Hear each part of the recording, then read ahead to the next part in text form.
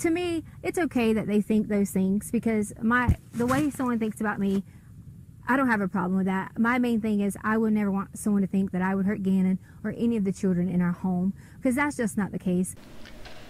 Hello and welcome to True Crime Rocket Science, the most trusted voice in true crime. So what we are looking at now is we're trying to get to know Letecia a little bit better. We're trying to get to know her backstory.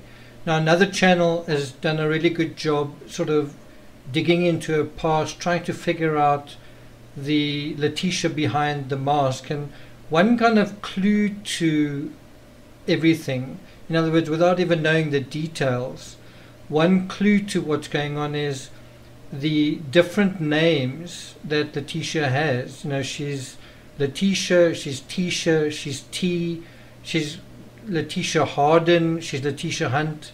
Just the fact that there are these different names is telling you something already, that it's somebody who's got a kind of a fluid identity. And funnily enough, we saw something similar in the Watts case, where Shanann's name was also a bit weird. She was Shanann with the apostrophe. She was Shannon King. Even her mother was Sandy Anarati and Sandy Rusek or whatever. And whenever you see things like that, people using lots of different names, the same person using lots of different names, it's kind of unusual. Why is that happening? And with Letecia, it's a case of, well, where there's smoke, there's fire.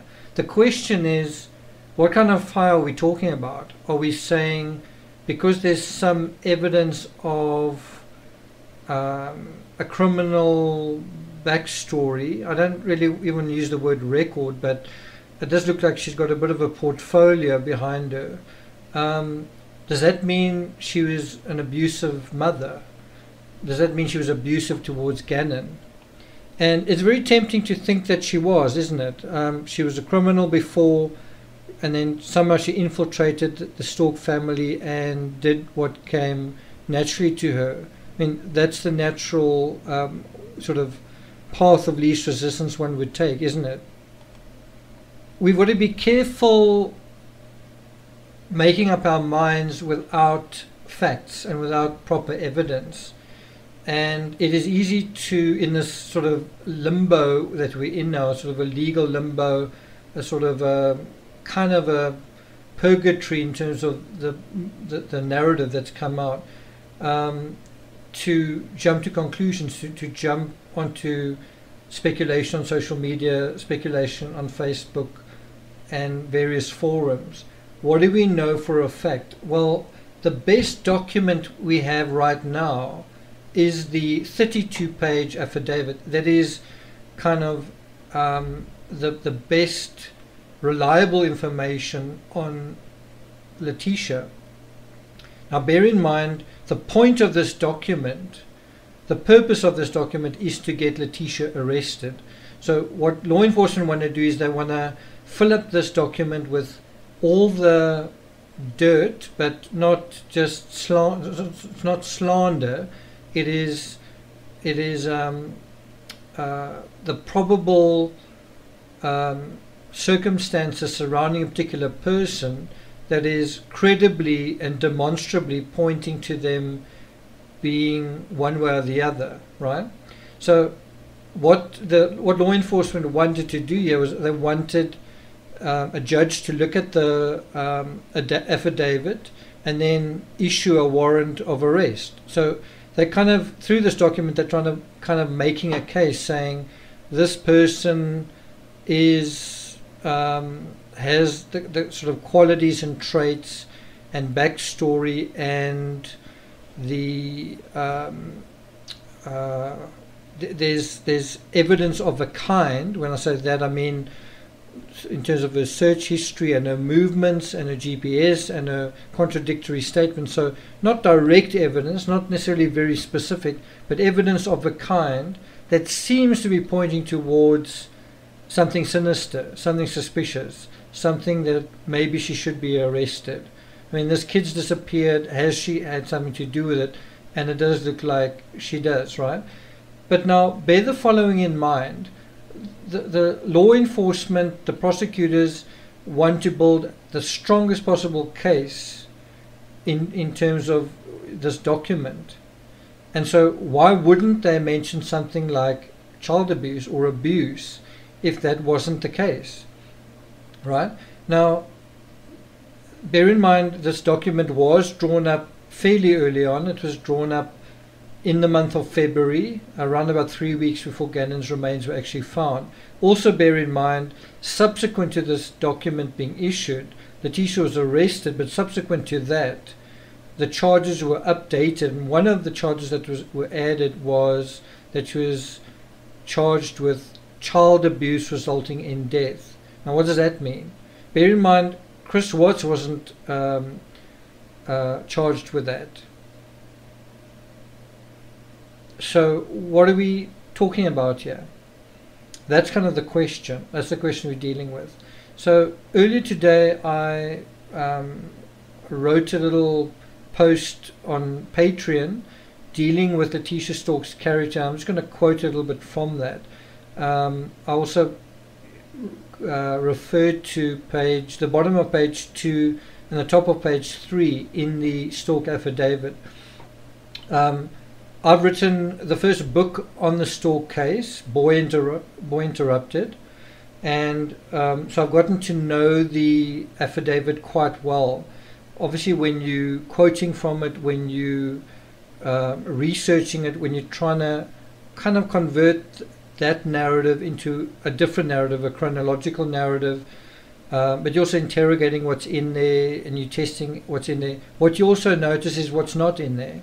And so something that's not in there, and I could be wrong, maybe I didn't see it, but nowhere in the 32-page affidavit do I see the word abuse.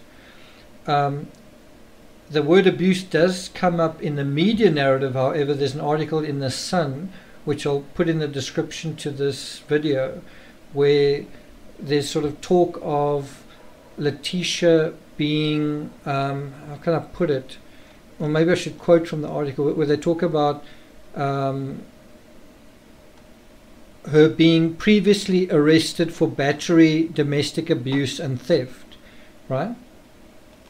Now what's interesting, and another YouTube creators sort of touched on the same thing, is in this particular article in The Sun, it sort of talks about Letecia being kind of an accomplished student, that she was named to the honor roll and, you know, excelled in extracurricular activities, and kind of she was kind of a somebody. She was somebody who wasn't a nobody when she was younger, right?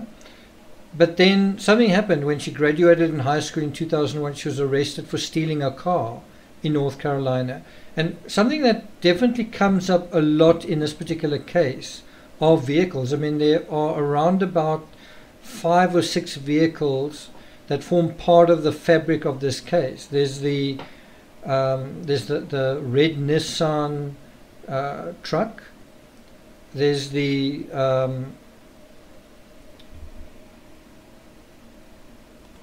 black Tiguan. There's the white Volkswagen Jetta. There's the silver Nissan Altima, the rental.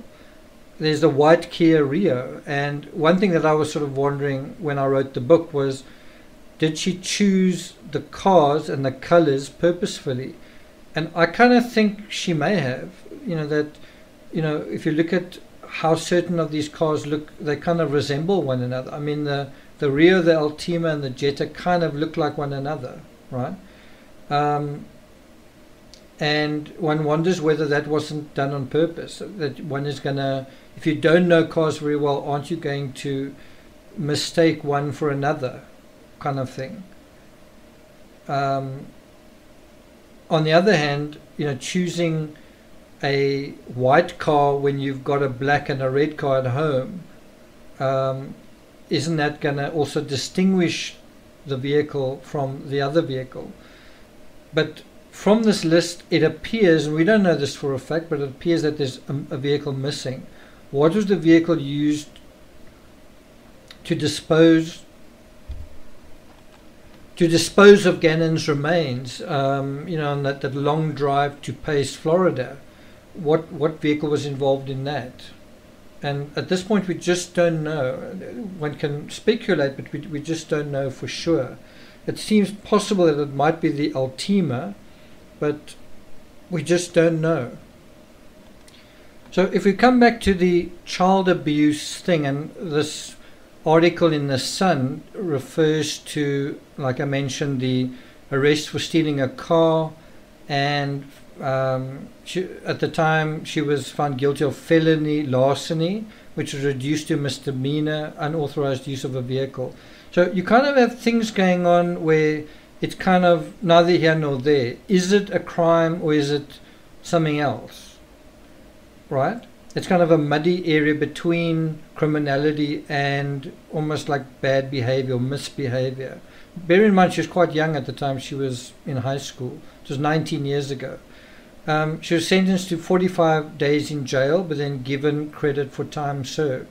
She was put on probation for 18 months and then ordered to pay over $1,000. So it wasn't like she did nothing, but it's also not like she was some kind of gangster, I guess. Although maybe, who knows, maybe that was going on, I don't know. But it doesn't look like it. She was also charged with communicating threats and simple assault, but then those charges were dropped. And then there were traffic offences that she picked up in Virginia. Turned out that she was sort of she'd got into trouble in 4 different states, which corresponds to this long journey that she took. It looks like she took from Colorado to Florida to South Carolina in terms of in the aftermath of the crime. This article in The Sun also refers to her being newly married. This was in 2010. So 9 years later, she was arrested again. And then her name was Letecia Hunt. And she was a newly married teacher. And she graduated recently. And she was cited for domestic violence and domestic abuse in Horry County in South Carolina. And but then those charges were dropped as well, and then there's no online record of a court filing. And so you have the situation where something's going on, but it's sort of not quite qualifying as a sort of obvious criminal act, if that makes sense. It's like heading in that direction, but it's not fully into that category. Obviously what's happened now with Gannon feels like it's crossed that Rubicon, it's crossed that line. It is in the serious category. It's not like, could this be a crime? Although when in the beginning, when Gannon was missing, it was kind of like that. It was like, did he run away? Could he be missing? Was he maybe sick? Was he maybe upset because he couldn't play his game? It's kind of in that category of, we're not sure, so it could be this, it could be that. And that's quite ironic given Letecia's background herself, that it's also like this sort of muddy area, and one sort of wonders whether she's not playing with that psychology herself. In any event, what this is, especially with the discovery of his body, his remains in like the 3rd week of March, early March, sort of mid to just after mid-March, it was certain that this wasn't uncertain. In other words, what had happened to Gannon was definitely foul play, was definitely a cover-up, was definitely homicide, right? But it does raise the question, from her backstory, from her legal backstory, from all of this stuff going in her past, is there evidence of abuse? And the answer appears to be not really, or sort of, right? In other words, not yes, but also not no. It's sort of kind of somewhere in between. Now, as far as I'm concerned, and it's very early, we may get more information as time goes on. People might reveal more as time goes on. But one of the things that to me are the obvious answers to the question, certainly in a preliminary way, the first thing is, if abuse was a clear and present issue in the Stauch household, you would think that it would be well known. You would think that Landon would be shouting it from the rooftops if it was a very obvious thing going on, and she's not. You'd think Elle would be doing the same. As far as I know, as far as I'm aware, when in the early days of the disappearance, when Letecia was kind of accused of being a child abuser, Elle defended her. And what that suggests is that probably she wasn't. Because, and certainly, why wouldn't Elle, did Elle not know about it? Was Elle covering up for her, or what? But it does seem legitimately as if that wasn't a factor, because there are quite a few people who could say something about it if it was there. The little girl could say something. Elle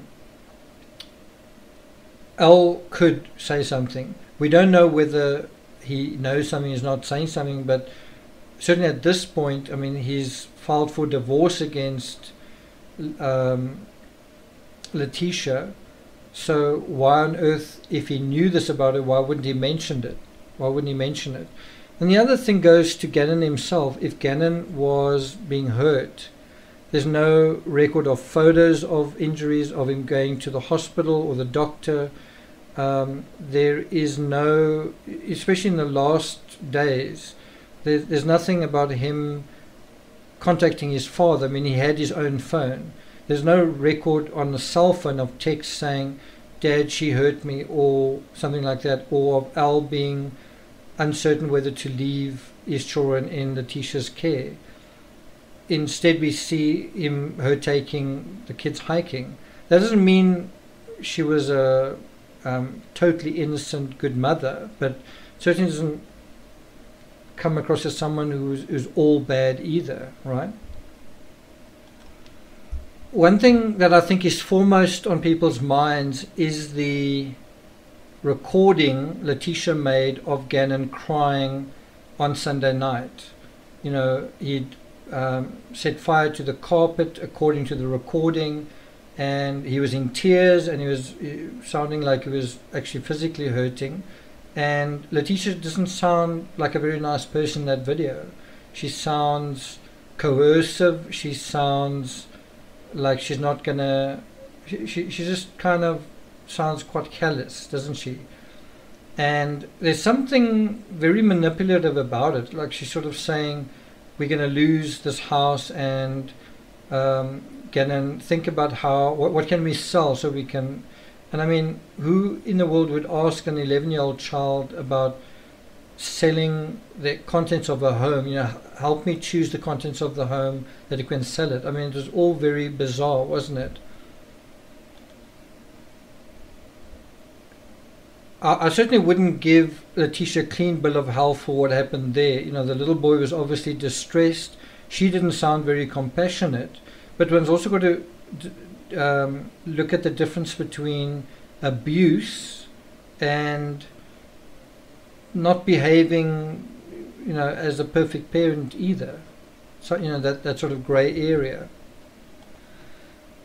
What we tend to do in situations like this, especially early on, is we tend to gravitate on the stuff that we're not sure of, and we try and find labels, or we attach ourselves to rumors and all that kind of thing.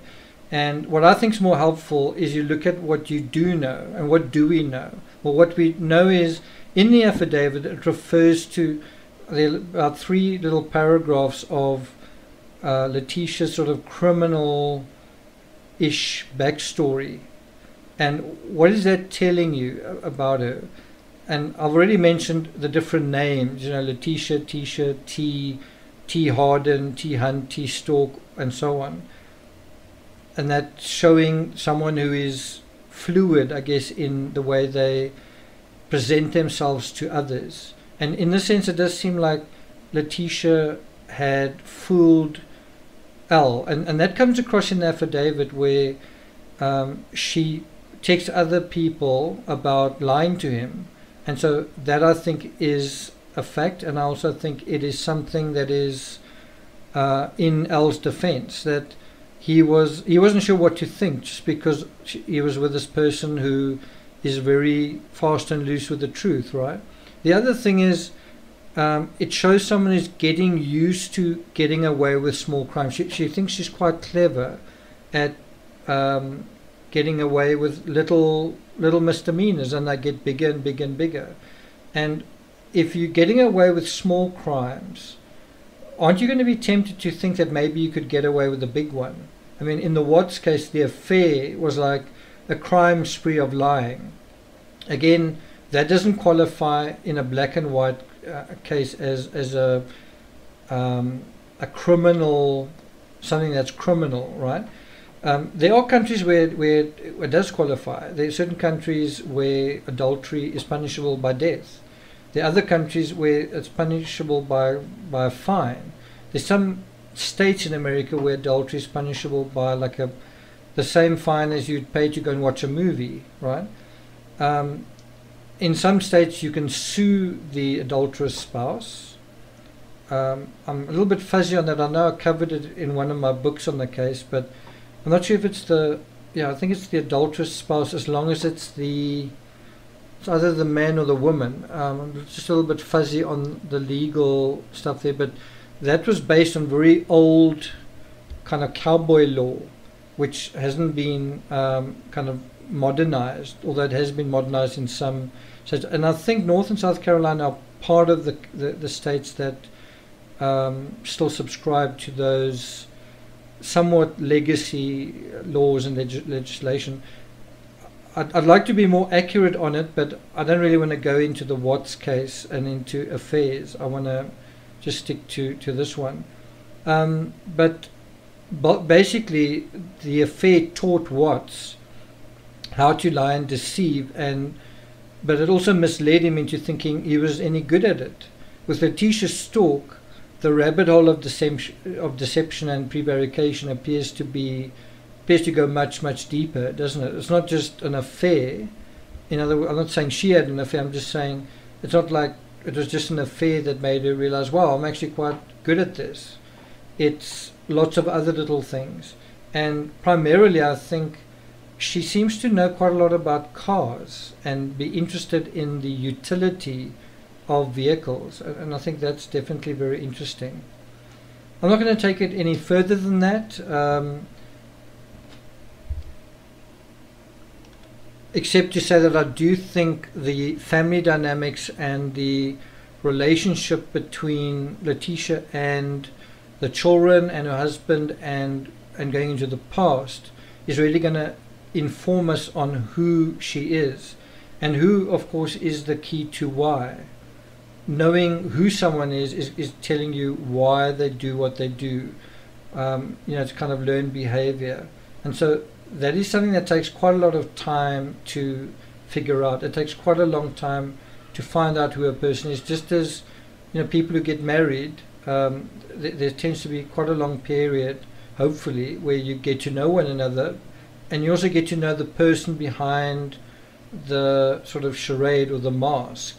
Sometimes you get to know that person, sometimes you never do, or sometimes you get to know them in a scenario that's not very good. Sometimes people hide behind a mask, sometimes people put up really serious masks. But the fact is, it takes quite a long time to figure out who people really are. And that is kind of what true crime's all about, is who is this person really? And that is now the job of the prosecutors, to present a case in court to say, this is who the real Letecia Stauch is. And that is going to tell us why she did what she did. The not the mystery, but the kind of counterintuitive aspect is, if Letecia wasn't an abusive mother, in other words, if she'd never physically hurt Gannon, and she may have, it's possible that she had smacked him or slapped him or pushed him around or something like that. It's possible. But if he hadn't, then it's a similar situation to Chris Watts, where there's not really that much evidence of something specific, like a crime, but then he does something else, and then you've got to say, why did that happen? And I think with Chris Watts, part of the answer comes from his personality versus Shanann's, the debt situation, and then also the fact that this is how he deals with confrontation. He doesn't know how to deal with people in this kind of thing. In Letecia's case, I think it's almost the opposite. She's got experience in cheating the system by doing certain things and getting away with them. And that's what she thought she could do in this case. It just, because of the nature of the crime, because it looks like it was, and I mean this is all alleged, at this point she's innocent until proven guilty, but the case against her does seem quite strong. But it is a bit counterintuitive if Gannon was violently assaulted and hurt, but then there's no previous evidence of hurting a child prior to that. There may be evidence of hurting, assaulting other people, but children doesn't seem to be as much.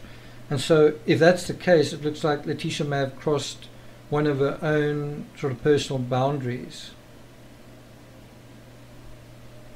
And the question is, what caused her to cross that boundary? I think there is an answer to that question. I think it has quite a lot to do with the immediate backstory, what was going on. That's also mentioned in the affidavit.